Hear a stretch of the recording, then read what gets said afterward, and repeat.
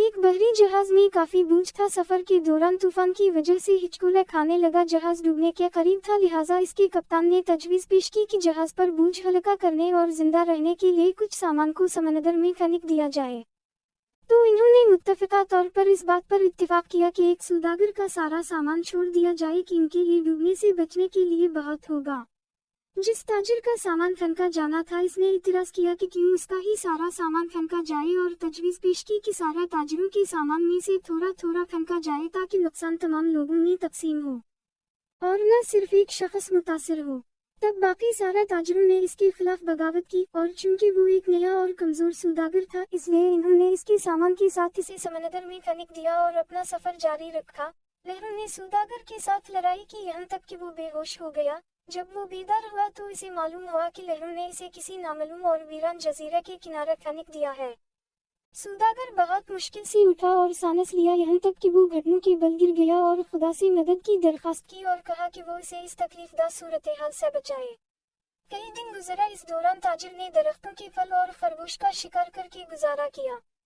वो करीबी नदी से पीता और रात की सर्दी और दिन की गर्मी से अपने आप को बचाने के लिए दरख्त की लकड़ी से बनी एक छोटी झोंपड़ी में सोता।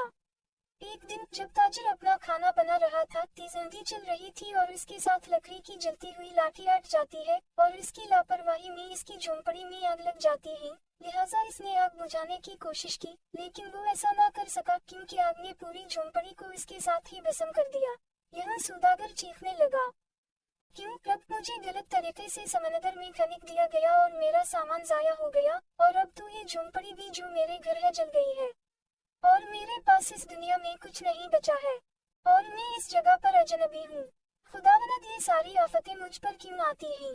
और सौदागर गम से भूखा ही रात को सो गया।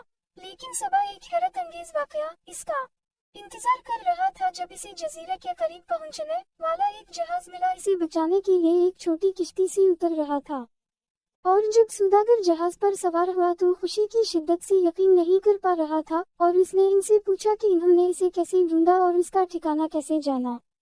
इन्होंने इसका जवाब दिया, हमने दल देखा, लिहाजा हमें मालूम हुआ कि कोई शख्स मदद के लिए पुकार रहा है, लिहाजा हम देखने आए। और जब इसने उनको अपनी कहानी सुनाई कि किस तरह इसे नाजायज तरीके से सौदागरों के जहाज से फेंक दिया गया, इन्होंने इसे बताया कि सौदागरों का जहाज मंजिल तक नहीं पहुंचा। डाकू ने इस पर छापा मारा, सबको लूट लिया और लोगों को मार डाला। तो सौदागर रोते हुए सजदा करता है और कहता है, खुदावंद खुदावंद, तुम्हारे सब काम अच्छे हैं। पाक है वो रब जिसने कत्ल से बचाया और इसके लिए भलाई का इंतखाब किया। अगर आपके हालात बिगड़ जाते हैं तो खौफजदा ना हो, बस इतना भरोसा करें कि खुदा हर चीज में हिकमत रखता है।